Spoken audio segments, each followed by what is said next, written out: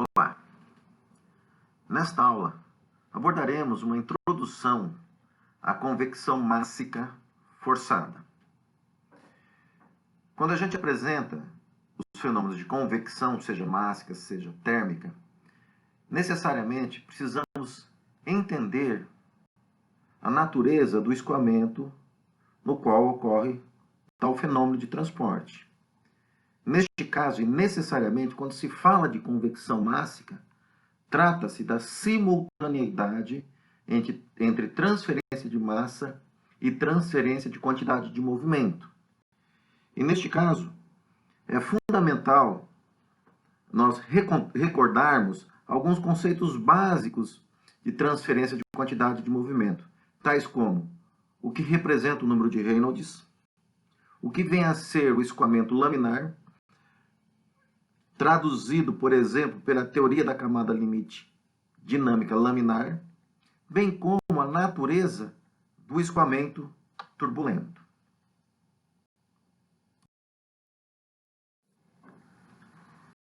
Se nós imaginarmos uma figura ilustrada neste slide, em que a água evapora e evapora no ambiente estagnado constituído de ar seco. Neste caso, neste ambiente gasoso, o fenômeno de transferência de massa é regido principalmente pela difusão de matéria, qual é governada pela interação soluto-solvente em determinadas condições, por exemplo, no caso de um gás, de temperatura e pressão. Do mesmo modo, se nós assumirmos uma determinada esfera de naftaleno submetida a um ambiente estagnado, este naftaleno sofrerá sublimação, cujo fenômeno de transporte no ar estagnado igualmente é governado pela difusão de matéria. Vamos admitir que nós retiramos essa cúpula que envolve a primeira figura do naftaleno, conforme representado na figura ao lado, e sobre essa esfera a gente força o escoamento do ar. Representado esse escoamento do ar como esse U subscrito infinito. Observem que haverá a sublimação do naftaleno no ar, ou seja, essa sublimação vai ter a difusão mássica, ou seja, vai ter a interação vapor-naftaleno-ar, ou seja, essa interação molecular. Entretanto, o fluxo de matéria que sai da superfície do naftaleno vai ser influenciado pelo movimento do meio. Ok?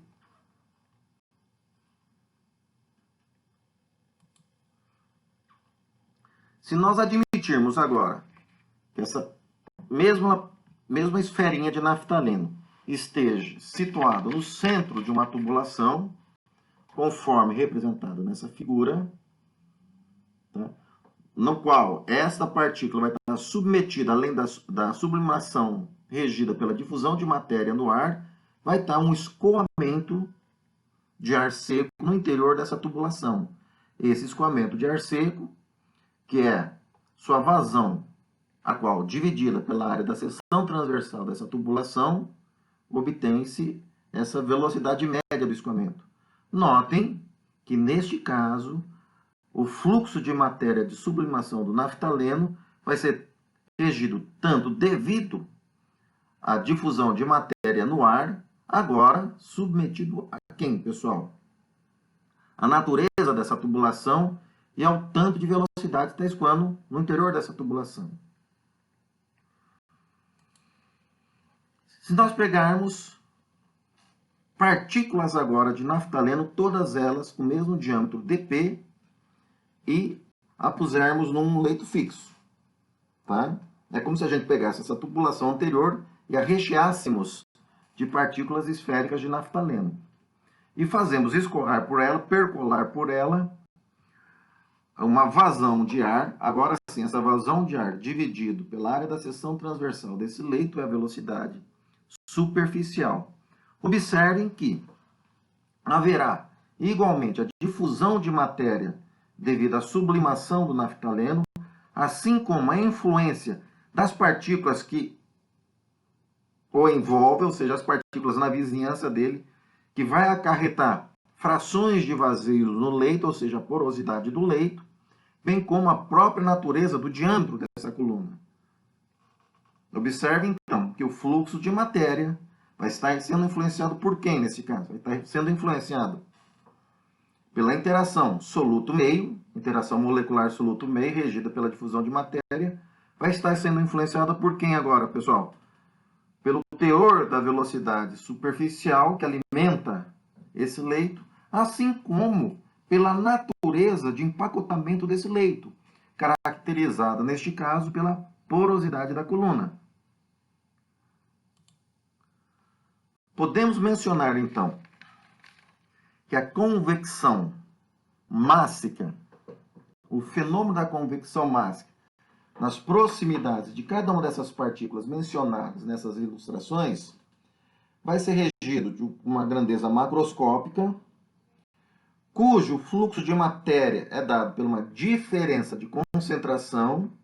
Neste caso, nessa equação em azul, essa diferença de concentração, o ρA subscrito P, indica a concentração do soluto na interface considerada, e ρA subscrito infinito, distância dessa superfície em análise.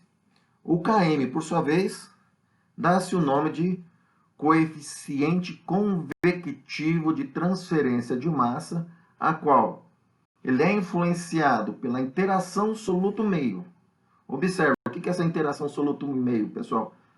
Em todas essas figuras apresentadas, se nós tirarmos o efeito de velocidade de geometria, necessariamente vai haver a difusão de matéria do vapor naftaleno no ar, certo? E essa interação soluto-meio ela é traduzida pela difusão mássica. Por exemplo, que ela vai ser influenciada não somente, neste caso específico, pela temperatura e pressão operacionais. Por outro lado, esse coeficiente convectivo de transferência de massa, conforme a gente pode analisar na figura que tem um ventiladorzinho, assim como da tubulação, assim como do leito fixo, este coeficiente convectivo de transferência de massa vai depender das características do meio. O que significa as características do meio? É como esse meio está se movimentando, ou seja, qual é a sua natureza cinemática, assim como qual é a natureza geométrica no qual o fenômeno de transferência de massa acontece, certo? Por exemplo, nas duas figuras embaixo, nota-se claramente que a geometria de um é um tubo, escoamento no interior de um tubo, e do outro é um escoamento em um leito fixo. E isso vai influenciar na natureza do coeficiente convectivo de transferência de matéria. Seja qual for a característica do meio, observa-se claramente a importância de entendermos, pessoal, a natureza do movimento, tá? Ou seja, a natureza da quantidade, da transferência de quantidade de movimento. Assim, se nós supormos que exista uma bacia que contém água, e essa água está até a sua superfície da bacia, tá legal? A gente faz com que escoe ar úmido sobre essa bacia. Então, notem, pessoal, na convecção mássica, esse ρAP do lado do ar, esse ar está úmido na interface do lado do ar, está associado necessariamente à sua pressão de vapor.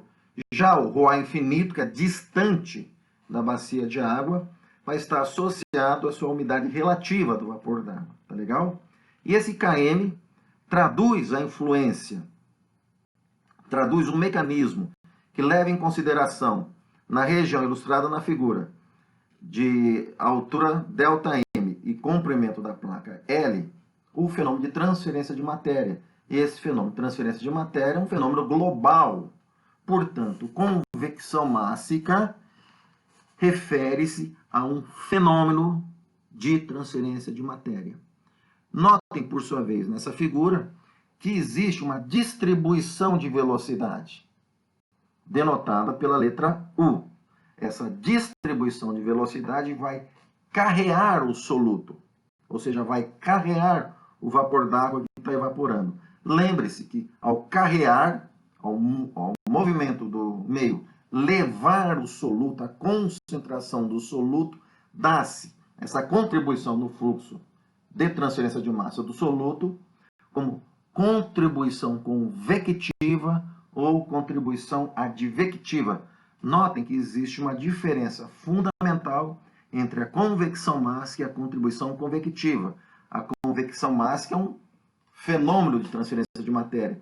Já a contribuição convectiva é uma contribuição de fluxo devido ao movimento do meio. Assim, no caso específico dessa figura aí apresentada no slide, se nós considerarmos regime permanente, sem reação química, o escoamento bidimensional, notem nessa equação em azul que do lado esquerdo dela existe a contribuição advectiva. Olha o termo da velocidade do meio carreando o gradiente de concentração, e do lado direito, por sua vez, a contribuição difusiva denotada pela lei de Fick. Só esse segundo termo, pessoal, está associado à segunda lei de Fick, tá legal? Notem que necessariamente se obedece à lei de Fick, esse DAB ele é constante. O que significa isso?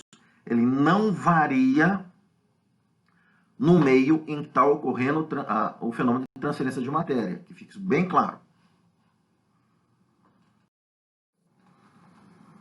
E assim, uma das maneiras de se obter o coeficiente convectivo de transferência de matéria é a partir, isso já é a sua definição, é a partir do conhecimento da distribuição de concentração, seja, por exemplo, no fenômeno ilustrado na figura 7.1, tá? Que é no caso de uma placa plana parada posta na horizontal, assim como, pessoal, na ilustração da figura 7.2, que denomina-se problema da coluna molhada, no qual ela é fixada na vertical. Observem que em ambos os casos, o coeficiente convectivo local, onde a gente observa esse local nas equações em rosa, aí, pessoal, no subscrito, para a primeira figura x, e o subscrito para a segunda figura y. Em ambos os casos, notem que o coeficiente convectivo local de transferência de massa é devido à variação da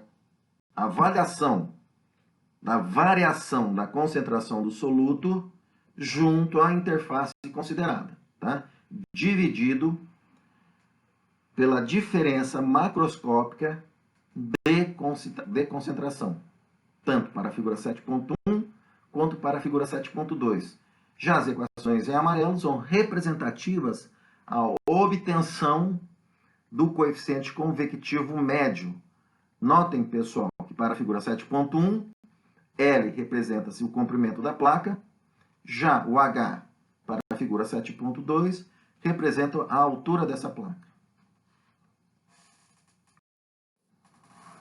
Assim, nota-se claramente, pessoal, que a equação da continuidade do soluto do modo como apresentado aí na equação em amarelo, considerando o escoamento bidimensional, observa do lado esquerdo a contribuição advectiva e do lado direito a contribuição difusiva. Notem que a contribuição advectiva ou convectiva do lado esquerdo da equação em amarelo aparecem as componentes de velocidade U e V. Ou seja, para que possamos resolver a equação da continuidade do soluto A, esta em amarelo, precisamos conhecer a distribuição, os perfis de velocidade inerente ao fenômeno. E esses perfis de velocidade, eles podem ser obtidos por intermédio da equação da continuidade, apresentada na equação em rosa, bem como da equação do movimento da mistura, apresentada essa em azul. Notem, pessoal, quando nós olhamos para essas três equações, a gente observa claramente a transferência simultânea de massa, representada pela equação em amarelo, e momento, ou quantidade de movimento, representado nas outras duas equações. Essa força volumar presente na equação do movimento representa, gente, a ação de forças de campo no escoamento, tais como forças centrífugas, força gravitacional. No caso da força gravitacional, por exemplo, essa força volumar, ela é representada por um termo de empuxo. E isso vai ser importante na apresentação da convecção mássica natural. Em havendo só convecção mássica forçada, não existe essa força volumar.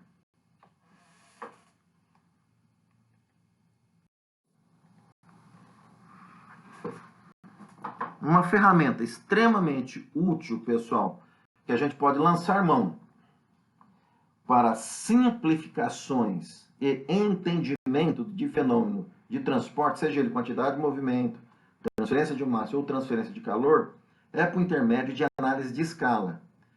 E qual é o princípio básico da análise de escala? É o de associar a uma determinada variável um valor seu conhecido, que é o máximo encontrado dentro da região de análise.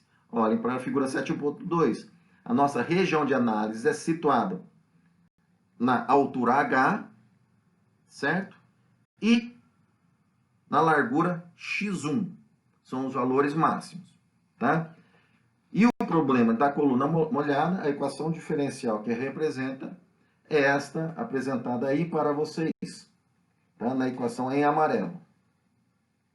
Notem que a contribuição advectiva, ela é direcionada na direção y, observe na figura, já a contribuição difusiva, ela é direcionada na direção x, tá? Portanto, o valor de x conhecido, seu máximo é x1, observe na figura 7.2. Já para y, o valor máximo dy é a altura da placa H. Assim, a escala dx é x subscrito 1, que é o seu valor máximo, e a escala para y é a altura da placa, ou seja, são valores conhecidos. Já para velocidade, pessoal, é o valor máximo conhecido dessa velocidade, que é aquele apresentado aí na ilustração. Então, esse é o primeiro passo. Então, notem que nós temos na figura conhecidas as escalas de x, que é x1, y, que é h, e o v, que é a velocidade máxima do escoamento da fase líquida, certo? Se nós olharmos para a equação diferencial que descreve o problema da coluna molhada, nós ficamos olhando para o lado do termo advectivo, o que representa d rho de ρ A, d rho de y, em termos de análise de escala. Ou seja, a variação para concentração máxima em um intervalo infinitesimal dy. Então, é o que representa essa equação em verde. Assim, vai existir uma diferença conhecida da fração da concentração máxima. Quem que é essa diferença conhecida, pessoal? D rho A é um intervalo infinitesimal, tá? A escala dele é delta ρ A. E o delta ρ A conhecido é o delta ρ A subscrito 0, que é na interface gás líquido, o valor da concentração ali. Perdão, é no início do ataque. Tá? Olhem na figura. Tá? E o ρAP é a concentração... Perdão, pessoal. O ρAP é a concentração do soluto considerado na interface gás líquido. Olha lá, o x igual a 0. Tá? Em x igual a 1, vai ter o ρA 0, certo? Esse ρA 0 é a concentração do soluto na parede.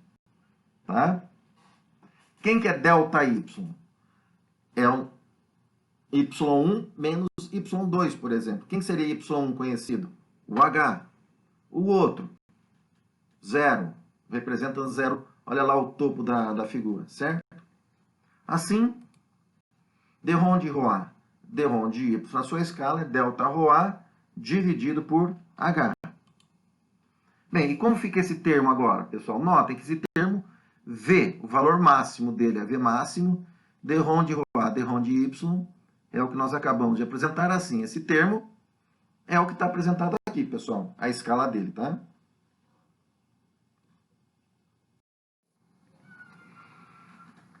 Notem do lado esquerdo desse slide, são as informações já conhecidas, tá? Por outro lado, se nós observarmos a equação diferencial destacada em amarelo, desconhecemos o termo difusivo presente nela.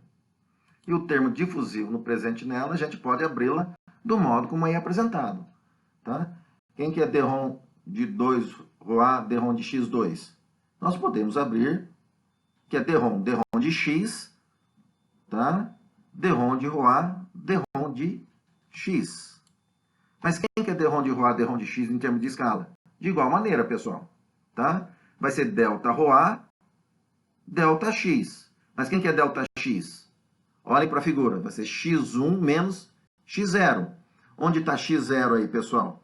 Na interface gás líquido. A gente põe a distância zero aí. Qual é o valor máximo dela na direção x? x1. Legal? Assim, dρ2 de ρA, dρ de x2, a escala dela é ΔρA x1 ao quadrado. Conforme é apresentado aí. Notem, pessoal, na equação em amarelo, o DAB varia? Não. Segue a lei de Fick, certo? E na lei de Fick, DAB necessariamente é constante. Ele não é influenciado pela distribuição de concentração no meio analisado. Assim, o termo difusivo é posto como DAB, a escala dele, DAB ΔρA dividido por x1 quadrado. Assim, por análise de escala, a equação diferencial analisada para o problema da coluna molhada é o que está apresentado aí. V máximo dividido pela altura da placa tem a escala, tem a mesma escala do coeficiente de fusão binário dividido pela espessura do filme líquido ao quadrado.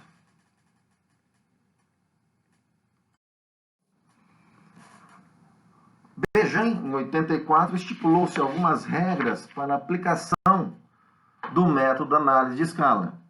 E a primeira delas define sempre a extensão da região onde há o interesse em fazer análise de escala. No exemplo apresentado, essa extensão é dada por x1 e h. Em uma equação que houver vários termos, identificar os dominantes. Certo?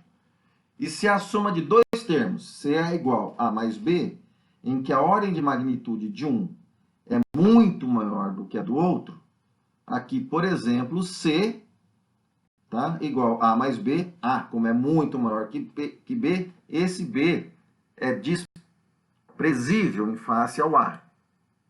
Então, a ordem de magnitude, por exemplo, daquela soma C igual a mais B, sendo a ordem de magnitude de A muito maior do que de B, a magnitude, ou seja, a escala de C, vai ser igual à escala de A. A mesma coisa se houver as diferenças. Tá? Já, pessoal, se houver a soma de dois termos, C igual a mais B, em que, atenção lá, gente, A é da mesma magnitude do que B, ou seja, eu não posso desprezar B, então a magnitude de A apresenta a escala de B, que por sua vez apresenta a escala de C. Tá? No caso do produto,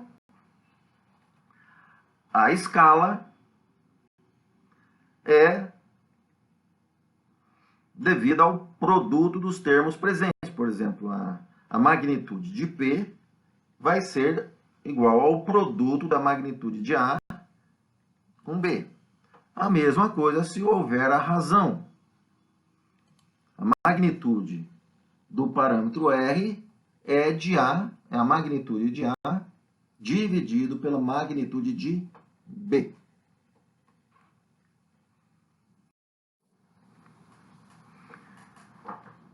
E quanto ao escoamento em si, pessoal? Vamos admitir a figura 7.3, no qual existe placa plana parada, e sobre ela, por exemplo, escoe ar seco. Tá legal? Esse ar seco, pessoal, ele escoa numa velocidade extremamente baixa. De tal maneira que a primeira lâmina que entra em contato com essa placa plana adere, ou seja, não há escoamento. Certo? Conforme a gente vai distanciando da superfície da placa, vamos chamar de lâmina 1, 2, 3 e 4, tá? A lâmina 1, a gente vai admitir que elas, como se comportasse essa lâmina como pacotes de fluido, tá ok? Imagina cada lâmina dessa uma sequência de dominó, certo? Põe um dominó atrás do outro, dá um teco no primeiro, um dominó, um tromba no outro, um tromba no outro, um tromba no outro. Ou seja, esse contato entre as peças do dominó, a gente só assume como contato molecular entre os pacotes de fluido. Tá legal? De tal maneira, pessoal, que a transferência de quantidade de movimento a partir da placa para a lâmina 1 dá-se por contato molecular. Assim como da lâmina 1 para 2, da 2 para 3, de tal maneira, pessoal, que as lâminas comportem-se escoando em paralelo uma sobre a outra, regido por essa interação molecular a partir da ação cisalhante da parede, ou seja, a partir de uma ação viscosa.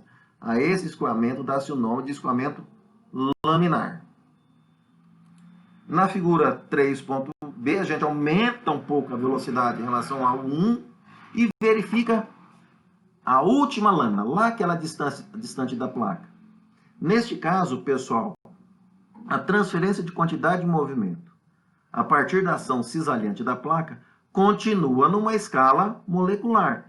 Notem que a última lâmina, lá de cima, não interage com a lâmina de baixo.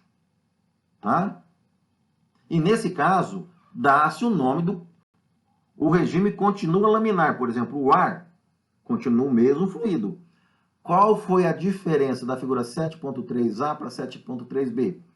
Foi um aumento na quantidade. Tá legal? Mas sem modificar a qualidade do regime. O regime de escoamento na 7.3a e na 7.3b continua sendo o regime laminar. Tá ok? Observem agora, se a gente aumentar a velocidade em relação à velocidade 2, nessa figura 7.3c, notem, pessoal, que as lâminas 3 e 4, elas já interagem macroscopicamente, certo? Entretanto, as lâminas 1 e 2 permanecem o quê, pessoal? Se comportando num regime laminar. Nesse caso, pessoal, o que a gente observa de 7.3 para 7.3c para 7.3b? Que nós aumentamos a quantidade da velocidade e houve uma modificação da qualidade do regime. Tá? Novamente, notem A e B. Aumentamos a quantidade em termos de velocidade e o regime permaneceu o mesmo. Olha o 3.C. Aumentamos a velocidade. A qualidade permaneceu a mesma? O regime é o mesmo? Das figuras 3A e 3B? Não. Em 3.C, pessoal, atenção lá, hein? Quando a gente altera a quantidade, e neste instante, a qualidade é modificada, dá-se um nome de um ponto crítico.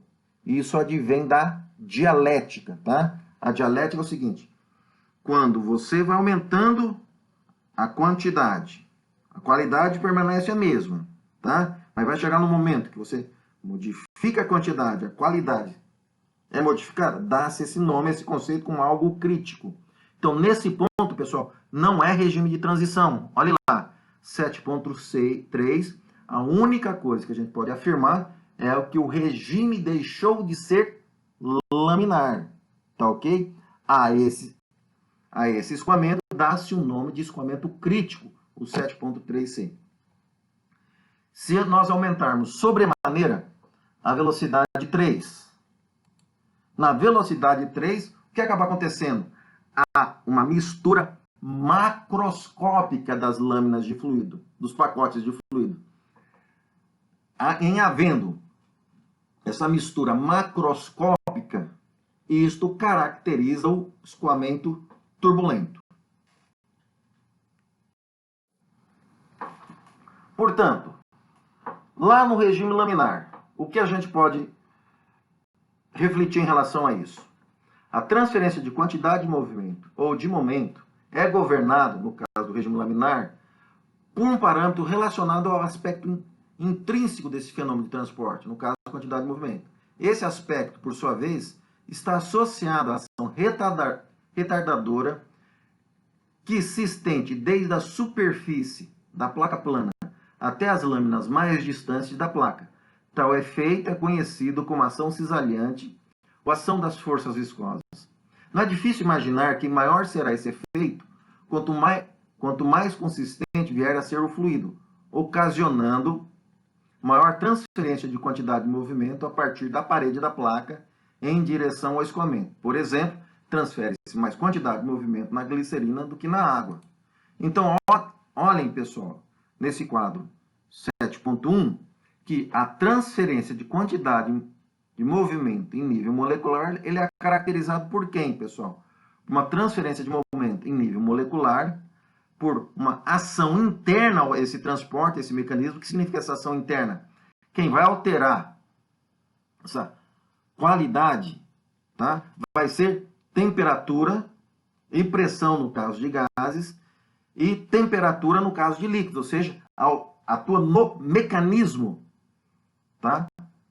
Inerente ao transporte molecular. E isso é traduzido pela propriedade fenomenológica do fluido, como, por exemplo, a sua viscosidade cinemática, tá? Essa viscosidade cinemática, por exemplo, é o que vai diferenciar a glicerina da água.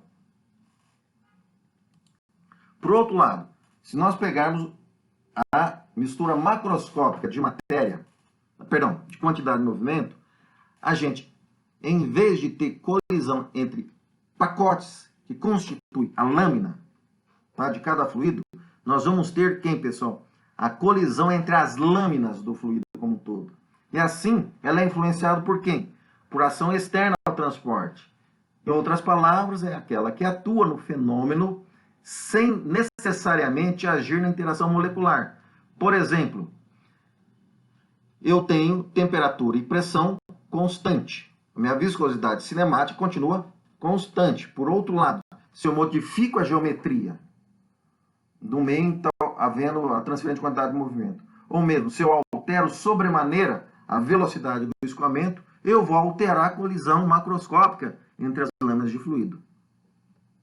Teor cinemático ou convectivo é o parâmetro quantitativo associado ao movimento do meio em que ocorre o fenômeno.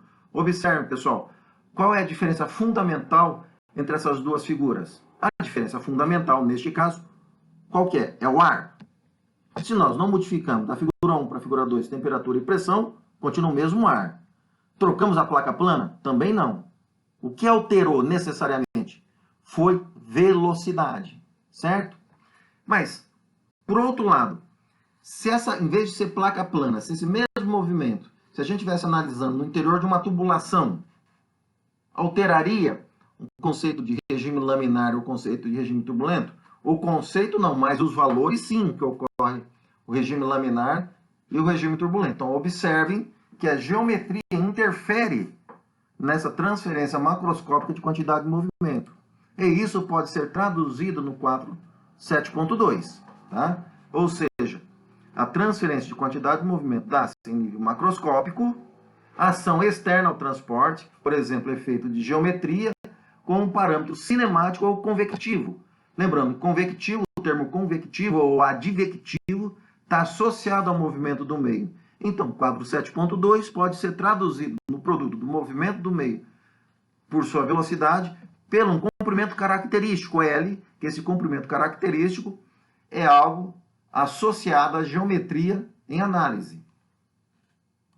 Assim, nós podemos definir um número adimensional primário de determinado fenômeno de transportes. O que significa isso, pessoal? Olhem na figura de cima, representativa ao regime laminar. Olha a figura de baixo, representativa ao regime turbulento. Tá? Se nós analisarmos o regime desde uma velocidade muito baixa até uma velocidade muito alta e tirarmos fotografias ao longo desses, na medida que a gente aumenta a velocidade, a gente pode pegar e sacar uma determinada fotografia. Ao sacarmos essa fotografia, a gente vai ver uma fração dessa fotografia em relação ao todo. Tá? E nesse caso, a gente pode definir o número primário de um determinado fenômeno de transportes a partir da definição de fração. É isso mesmo, definição de fração. O que é uma fração? Numerador indica aquele que enumera, quantifica. Tá? O que está variando? Denominador, o que denomina. Portanto, aquele que qualifica. Isso é um conceito, inclusive, dialético. Assim, se nós olharmos o 47.2, pessoal, é aquele que enumera, que quantifica. É ele que, na medida que a gente vai aumentando a velocidade, tá? Ou vamos alterando o x até o L, tem um valor que está quantificando, tá? Enumerando. Já o 47.1 é aquele que qualifica, é aquele que dá nome ao fluido. Por exemplo, se é glicerina ou se é água, está representativo na viscosidade cinemática. Assim, o quadro 7.2 traduz uma ação cinemática, já o quadro 7.1 traduz uma ação viscosa. Ou seja, se nós substituirmos a ação cinemática pelo produto da velocidade vezes um determinado comprimento e ação viscosa pela viscosidade cinemática, quem que é esse rapazinho aí? Vocês sabem muito bem. É o nosso número de Reynolds. E o tal do Reynolds, Osborne Reynolds, vai aqui a nossa homenagem ao rapaz, esse senhorzinho apresentado aí para vocês. Se vocês não viram, turma de EQ 741, esse é Reynolds, essa é a turma que está olhando para vocês. Vamos para a próxima. Muito bem. Aqui é uma outra lenda de fenômeno de transportes. Camada limite laminar. Tá? Pois bem, o que vem a ser uma camada limite laminar dinâmica? Está associada ao escoamento laminar de um fluido newtoniano, neste caso, considerado sobre uma placa plana, horizontal e parada. Como a gente admite? Olhem a figura 7.4, certo? O fluido escoa feito conjunto de lâminas sobrepostas. Ao entrar em contato com uma das extremidades da placa, plana, horizontal e parada, a lâmina do fluido adjacente a essa placa adere e tem velocidade nula. Aí isso dá o seu nome de princípio do não deslizamento. As lâminas vizinhas são desaceleradas em virtude da ação viscosa. O que significa isso, pessoal? Devido à ação cisalhante da parede que vai segurando as lâminas. E essa vai segurando a primeira lâmina, essa primeira lâmina segura a segunda e assim vai transferindo a quantidade de movimento. Tá? Esse efeito prolonga-se a massa de fluido situada a uma pequena distância da placa, enquanto a porção restante continua com a velocidade da corrente livre, ou seja, longe da ação cisalhante da placa, é representado por U subscrito infinito. Na região, olhem para a figura 7.4, delimitada entre 0 e o comprimento da placa L e 0 e uma determinada distância delta na direção Y, em que a variação substancial de velocidade é dita região de camada limite dinâmica. A espessura desta região delta representa a distância entre a superfície da placa e uma certa distância y, na qual a velocidade do escoamento na direção x do fluido é 99% do valor da velocidade no escoamento do fluido livre, ou seja, sem ação da placa. Quando U é igual a 0,99 de U infinito, Y é igual a delta, e quem é esse delta mesmo, gente? espessura da camada limite dinâmica laminar. Para que possamos resolver o problema da camada limite, precisamos resolver a equação da continuidade obtido dessa primeira equação em amarelo, já a equação do movimento obtido por essa segunda equação em amarelo. Tá? Lembrando que o fluido é newtoniano nas hipóteses: escoamento bidimensional nas direções x e y, placa plana horizontal parada, regime permanente, fluido incompressível, propriedades físicas constantes, ou seja, pessoal, a viscosidade cinemática presente na equação do movimento não apresenta variação na região considerada, assim como não há forças de campo. Ou seja, aquele termo de força volumar, ele não é considerado. Ele só vai ser considerado, ressalto, lá para frente, quando se for estudar convecção natural. Bem, a solução daquelas equações não é trivial, certo? Da equação do movimento atrelada à equação da continuidade. Nesse caso, uma estratégia é a solução por transformação de similaridade. O que significa isso? Essa transformação comprime a distribuição da componente U, da componente na direção x de velocidade em x e y, em uma única variável eta, em que eta é função das variáveis x e y. Ou seja, notem a figura 7.5a. Na 7.5a para 7.5b, pessoal, notem lá x1, x2, x3, tá? A diferença da 7.5a para 7.5b é que foi adimensionalizada em termos da velocidade livre do fluido, certo? Já nós vamos comprimir, olha só, pessoal, na direção y, para cada x, tem uma perfil de velocidade, certo?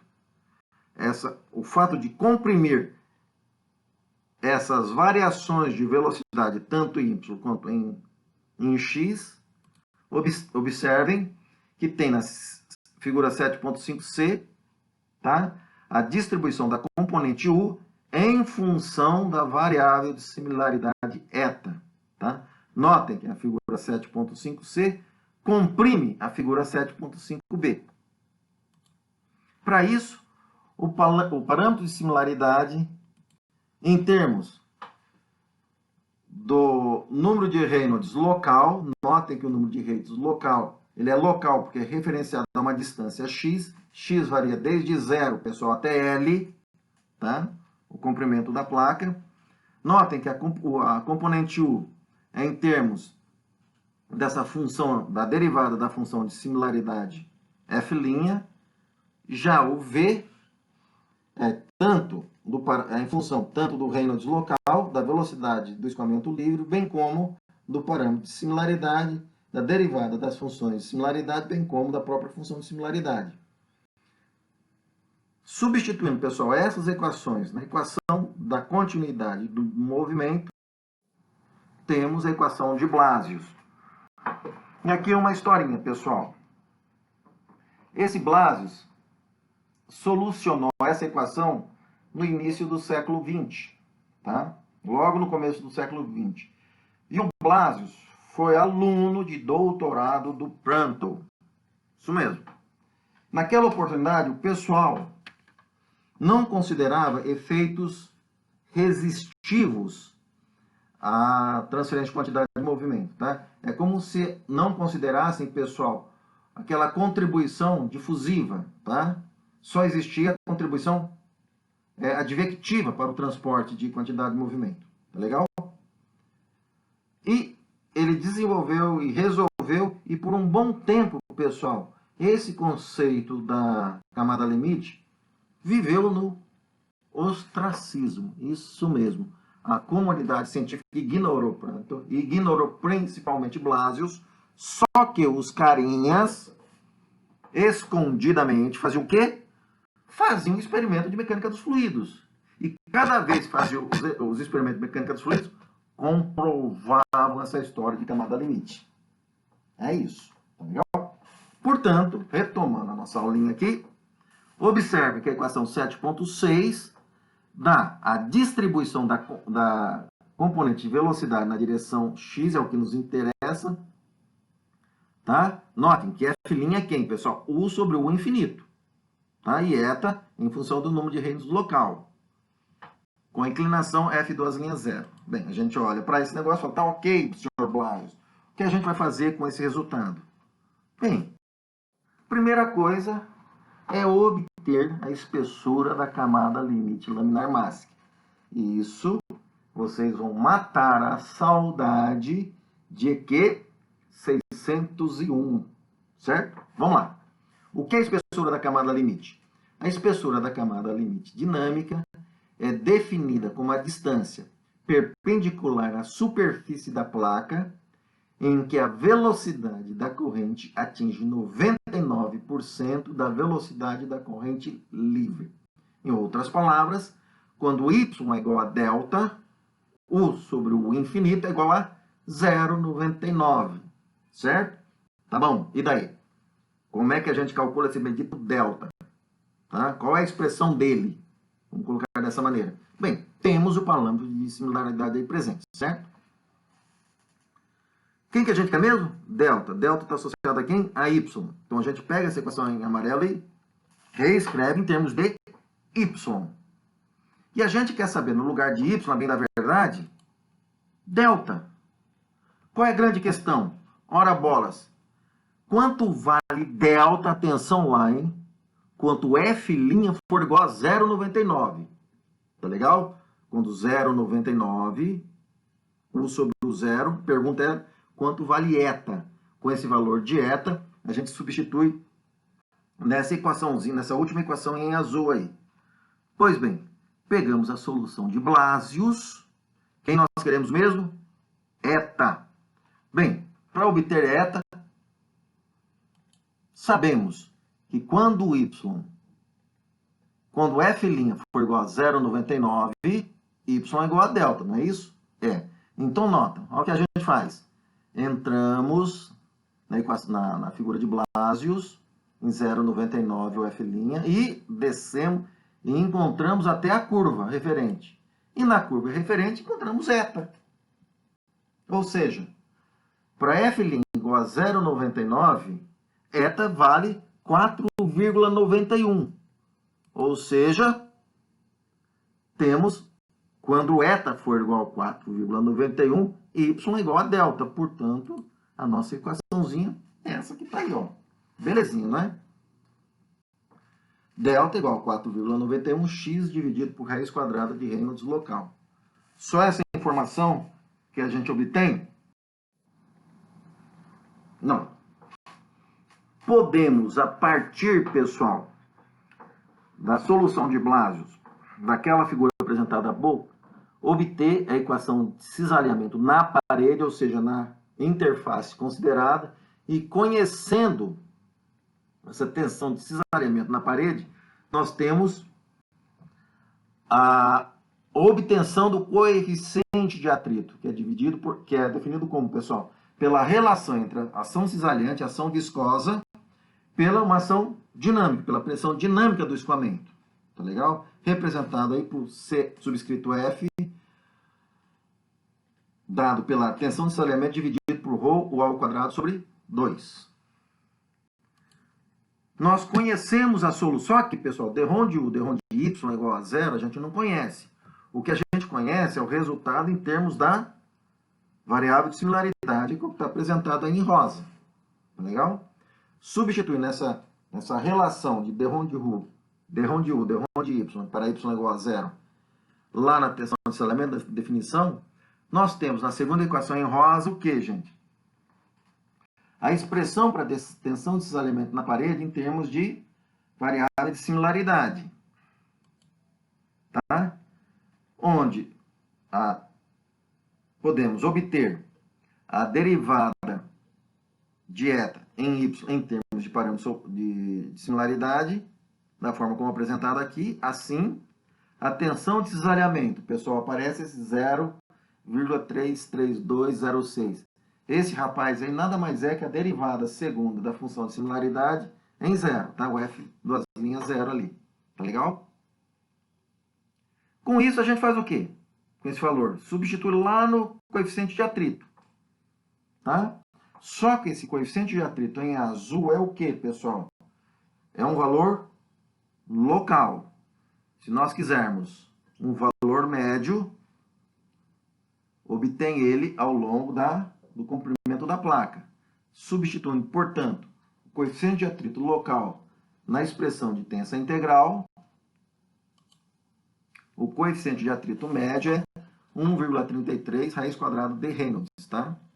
O Reynolds X, na última equação em amarelo, do lado esquerdo, é o infinito x dividido por ni, e o Reynolds, sem o subscrito x, é o infinito vezes L dividido por ni.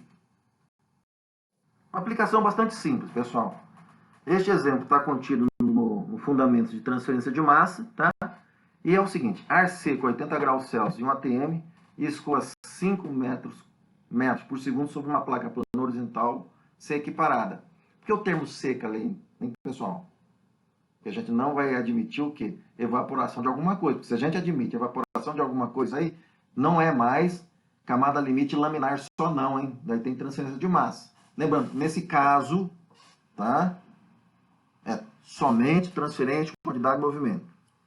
Determine tanto o coeficiente de atrito local e a tensão de cisalhamento local na parede nessas distâncias a partir da borda de ataque. Tá legal? A essa temperatura, as propriedades do ar são essas apresentadas aí. Neste caso, o regime só é laminar, pessoal, por uma placa plana, quando o Reynolds for menor que 5 vezes 10 a quinta. Observem que trata de aplicação das equações presentes logo abaixo da solução, ok? Fazendo isso, os resultados para esses exemplos são os que estão apresentados aí, pessoal. Certo? Outra informação. Obtenha a espessura da camada limite dinâmica conforme que acabamos de obter. E, igualmente, pessoal, é aplicação de fórmula, né, da definição da espessura da camada limite dinâmica laminar. Bem, olhando para a equação destacada em quadrado em vermelho, notem-se, pessoal, que nós já temos os resultados, tá, do exemplo anterior. Basta substituir na equaçãozinha da espessura da camada limite dinâmica, que pimba, temos seu resultado lá na última coluna, tá, dessa segunda tabela apresentada aí no slide de vocês. Que era de se esperar, né? A partir que se aumenta a distância da borda de ataque, a espessura da camada limite vai aumentando. Tá legal? Pergunto para vocês, como é que a gente faz para diminuir a espessura da camada limite dinâmica, mantendo x constante? Entenderam a pergunta? Então pensem. Com isso, pessoal, nós vimos que uma estratégia, uma teoria extremamente útil para se explicar o escoamento no regime laminar é via teoria da camada limite dinâmica, tá?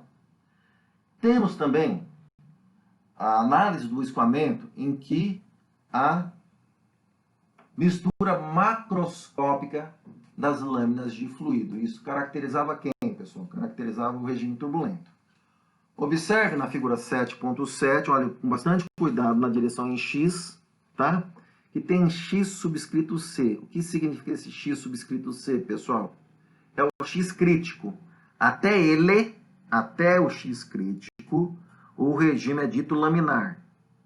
No X crítico, o regime deixa de ser laminar e começa uma transição até determinado valor, que a partir de então, que determinado valor que? A partir da distância da borda de ataque da placa, tá? Em x igual a zero, o regime passa a ser turbulento. Já no regime turbulento, pessoal, a gente observa uma subcamada laminar. O que é uma subcamada laminar? É aquelas mais próximas à superfície da placa. Por que laminar? Porque próxima à superfície da placa, gente, vai ter uma ação intensa da ação cisalhante. Não é verdade? Nota que a primeira camada grudou, não deslizamento. Mas logo a seguir vai ter o quê?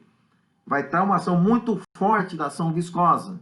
E as lâminas vão se comportar bem pertinho da parede, escoando uma rentinha a outra. Tá? Logo em cima vai ter uma subcamada amortecedora, que é uma transição entre a subcamada laminar e o núcleo turbulento propriamente dito, pessoal, que é mais distante da placa na direção Y. Tá? Atenção! Em se tratando de escoamento do modo como apresentado aí, pessoal, é comum ouvir, ler, transiente no lugar de transição. Lembre-se, transição, como o próprio nome diz, entre uma coisa e outra. Tá? Nesse caso, é entre o regime laminar e o regime turbulento. Transiente necessariamente se refere a um termo de acúmulo, por exemplo. Tá? A uma variação de propriedade ao longo do tempo, que não tem nada a ver com a história aqui. Certo? Pois bem, estamos interessados especificamente no regime turbulento. Se estamos interessados especificamente no regime turbulento, vamos pegar um desses turbilhões aí, assinalado em vermelho.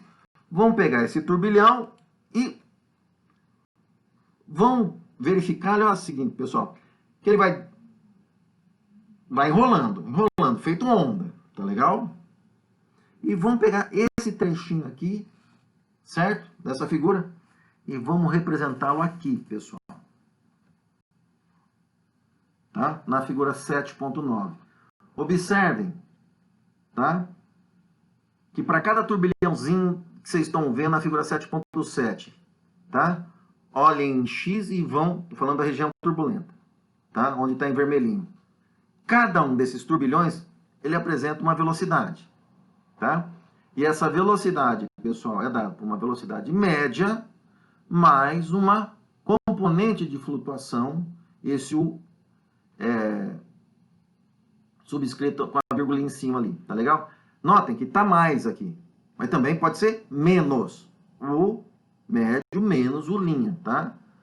Onde, pessoal, a variação, essa flutuação, o médio, só acontece na direção X. Já a componente de velocidade na direção Y, que é o V, ela é igual à sua flutuação, tá? Que o valor médio na direção V em Y é zero. Então, só vai existir a flutuação V'.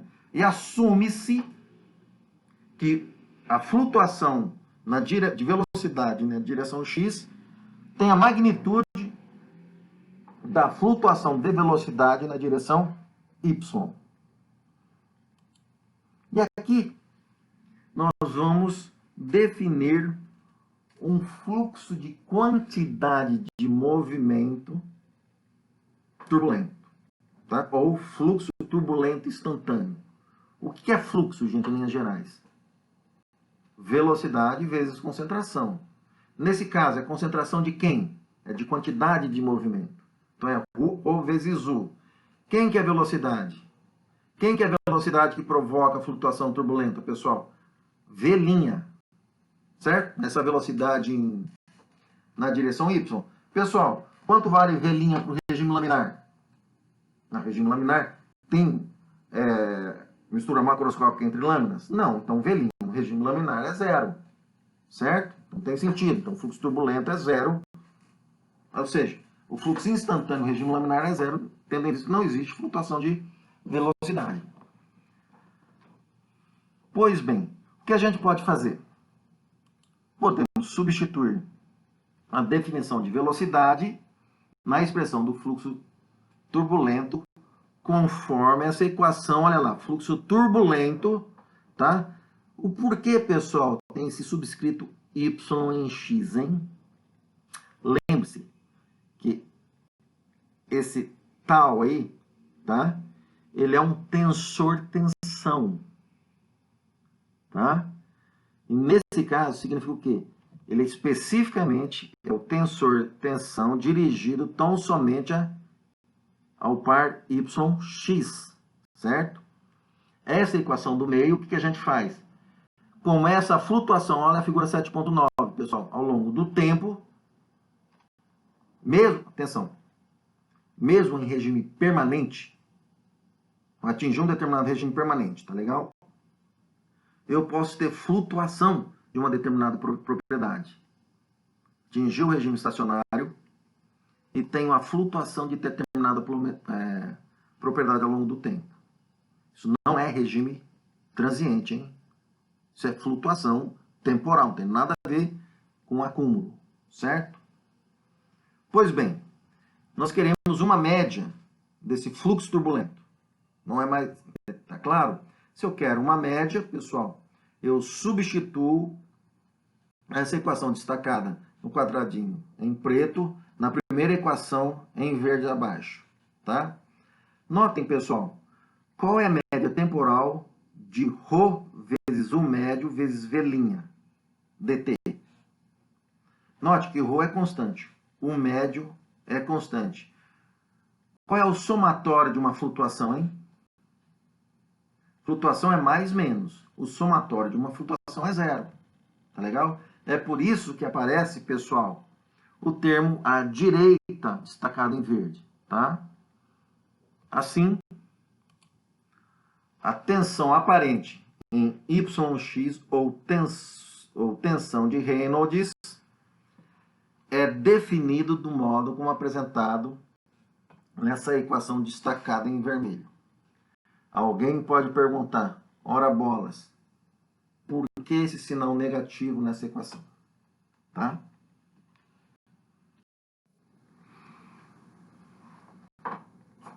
Vamos chamar essa equação de 7.109. Isso aqui é a referência do livro de Fundamentos da Transferência de Massa, tá? Notem que a explicação do sinal negativo, a gente pode observar a equação 7.10 e foi observada, pessoal, do livro do CRIT, Princípios de Transferência de Calor, tá? O que significa essa figura 7.10? Vamos lá. Supõe-se que as lâminas apresentem velocidades médias diferentes, tá? O 2, o 3, o 4. O 2 menor que o 3, que é menor que o 4. E admite-se que os pacotes de fluido, ao se deslocarem da lâmina 3 a 4 ou a 2, tá? Ou os pacotes de fluido vão para cima ou vão para baixo devido à turbulência, eles tragam consigo a sua quantidade de movimento, que é natural.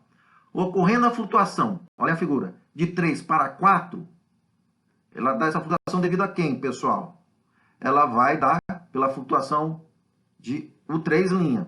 Notem que a U3 está numa velocidade menor que o 4.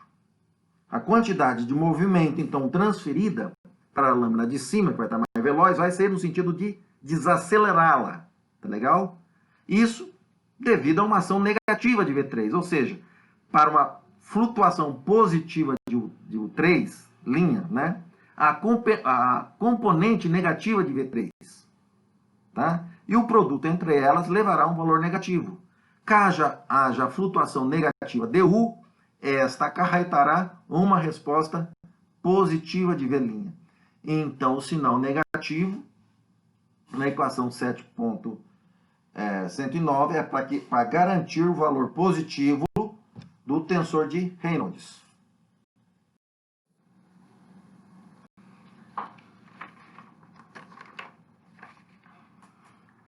Uma teoria, pessoal, extremamente interessante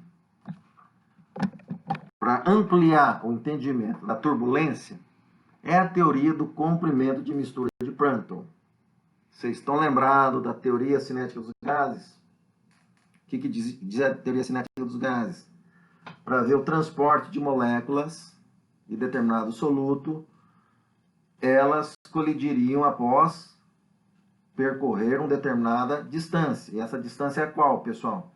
Caminho livre médio. Ok? O que Prandtl fez? Ele fez exatamente essa analogia com a teoria cinética dos gases. Só que os pacotes de fluido, tá? Olha lá, eles só vão ser transferidos a partir de percorrer uma determinada distância L. Tá? A partir de então, eles transferem a sua quantidade de movimento conforme ilustrado na figura 7.11, onde esse L denomina-se comprimento de mistura de Prandtl. Assim, pessoal, a análise do comprimento de mistura de Prandtl é exatamente a mesma feita para a teoria cinética dos gases. Em outras palavras, olha só, aplica-se um limite na figura considerada, tá? Olha a variação de velocidade, certo? num certo intervalo de ΔY, tá? Por análise do triângulo, de um desses triângulos, nós identificamos que essa variação menos deu médio dy, ele tem a magnitude de quem, pessoal? Da flutuação U' dividido pelo comprimento de mistura de Prandtl, tá? Notem, o que acaba acontecendo aqui? Bem, essa flutuação U' tanto é para cima quanto é para baixo. Pergunta, pessoal. Se não houver turbulência, quanto vale U'? Se não houver turbulência, existe flutuação? Não, U' é zero. Tem sentido falar no comprimento de mistura no regime laminar?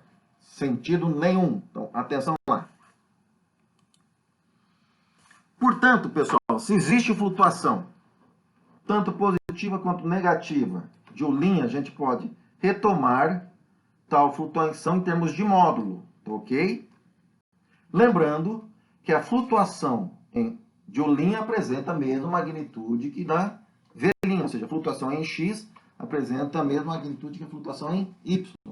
Assim, tanto U' quanto V' é dado por comprimento de mistura de Prandtl multiplicado pela variação da velocidade média em Y. De novo, regime laminar, quanto vale essas flutuações? Zero. Não se esqueçam disso. Assim, o que a gente pode fazer? Substituir V', pessoal, lá na tensão de Reynolds. Não é mesmo? Olha o V' lá. U' igual V'. Substitui nessas informações na tensão de Reynolds, temos esse rapaz que está aqui.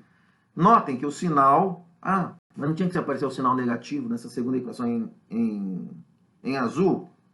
A explicação desse sinal é encontrada na figura 7.10, que foi discutido no slide anterior. Muito bem. Se nós observarmos essa última equação em azul, podemos definir a viscosidade cinemática turbilionar. Tá legal? E a viscosidade cinemática turbilionar, ela é necessariamente um parâmetro cinemático. Como exercício, apliquem uma análise de escala aí. Tá? Vocês vão ver que o resultado desse cara, a magnitude dele vai ser um comprimento característico vezes o infinito. Tá? Assim, a tensão de Reynolds, ele pode ser obtido, pessoal, por intermédio dessa segunda equação em verde. Tá? Quem é o fluxo global de transferência de quantidade de movimento, pessoal? É a contribuição do regime laminar mais a contribuição do regime turbulento do modo como apresentado aí. No regime laminar, pessoal, olha lá, regime laminar, vai ter a contribuição da turbulência? Vai ter viscosidade turbilionar? Tá? Notem que a viscosidade turbilionar depende do comprimento de mistura de Prandtl. O comprimento de mistura de Prandtl depende das flutuações de velocidade. No regime laminar tem flutuações de velocidade? Não tem. Então, tem viscosidade cinemático turbilionar no regime laminar? Não. Tá? Só para vocês terem uma ideia, se nós aplicarmos análise de escala e considerarmos, tá, que o valor máximo de Y é uma determinada espessura de camada limite turbulenta, delta sobrescrito T, olha só como fica a tensão de cisalhamento na parede em termos de ordem de magnitude. E aqui finalizamos esta aula. Eu espero que vocês tenham recordado alguma coisa de transferência de quantidade de movimento, pois tais informações, pessoal, serão essenciais para a compreensão da transferência simultânea de matéria e quantidade de movimento. Um abraço para vocês, muito obrigado e bom trabalho a todos.